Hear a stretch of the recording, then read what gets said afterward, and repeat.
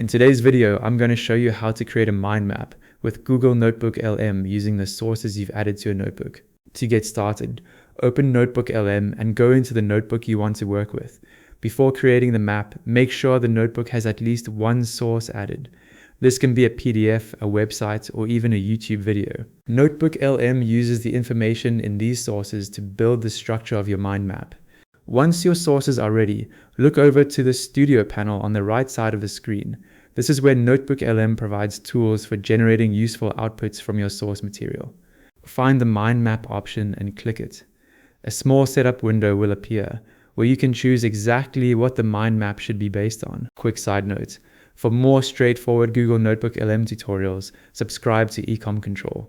In the setup window, open the Sources dropdown if you have multiple sources in your notebook.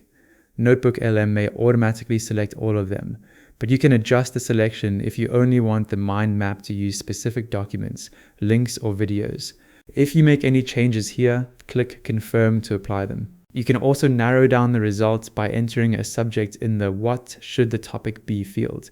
This is useful when your sources cover several ideas, but you only want the mind map to focus on one particular topic. When you're ready, click Generate. NotebookLM will now create the mind map from the information in your selected sources. In the bottom right panel, you'll see the message Generating Mind Map while it's processing. Give it a moment to finish.